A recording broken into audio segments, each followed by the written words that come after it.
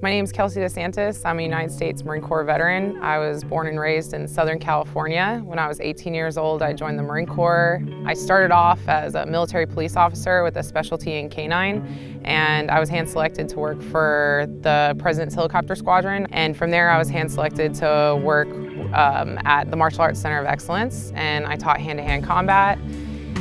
After I got out of the Marine Corps, I pursued my degree, my undergraduate degree. I got my degree in business and entrepreneurship, and I just finished my master's degree in public relations and communications from the University of Miami. I've been able to make a way for me to do things that I'm passionate about, like training and martial arts, because I've had such really great experiences and great leaders that I've learned from, primarily from the Marine Corps and my military experience.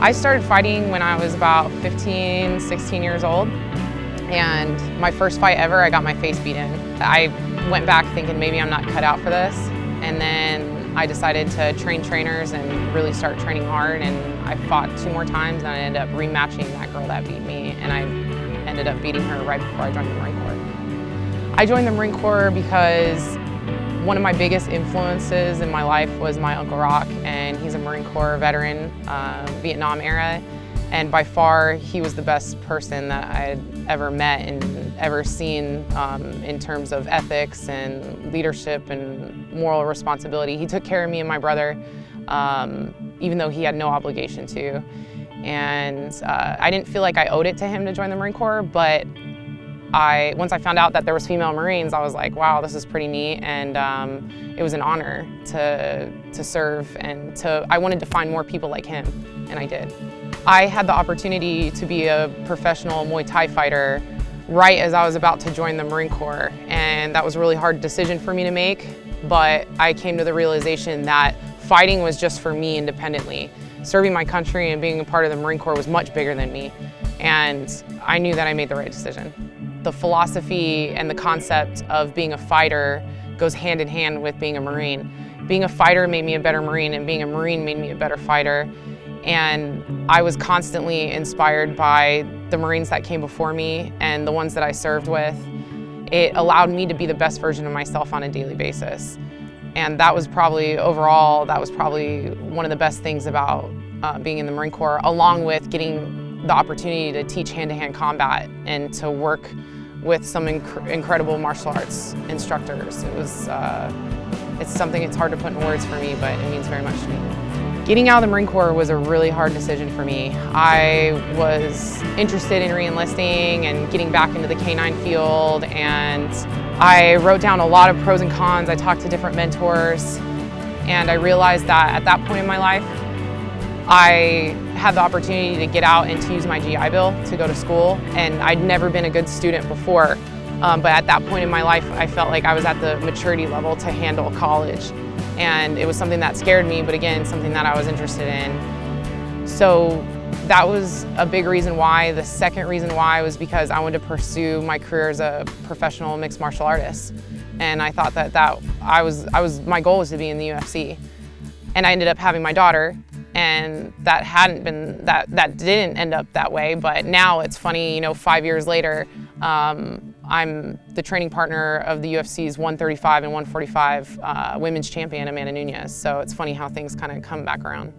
To me, I wouldn't be who I am if it wasn't for people like my Uncle Rock. I realized that even if you feel like you don't have anyone that supports you, or you have a hard time believing in yourself, that you can find people that you admire, and you look for certain qualities, and a lot of those people will say, they'll give you advice, they'll drop little pieces of advice, and I tried to take as much as I could from that, and I wanted to be something, I wanted to be somebody that I would look up to, because I've been given such wonderful things and supported by so many people that believed in me. That weren't necessarily my family members, that didn't have an obligation to me, but spent just the extra couple minutes or time to teach me something, or to say, you know what, you can do that.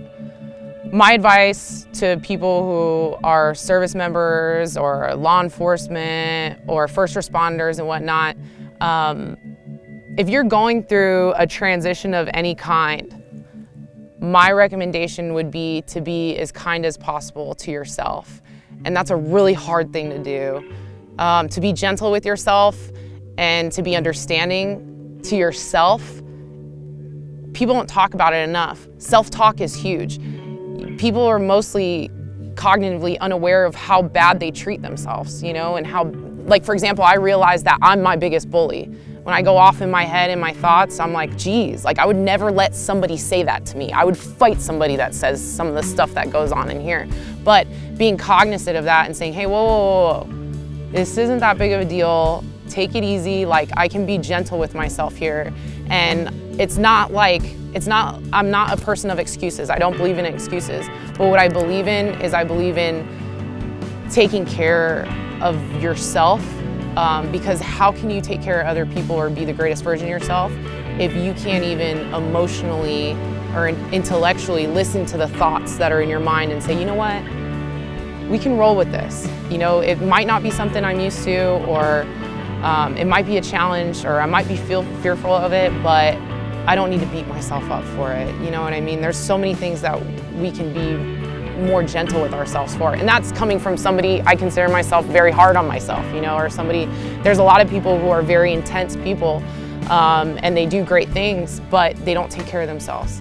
And taking care of yourself and being good to yourself is really important.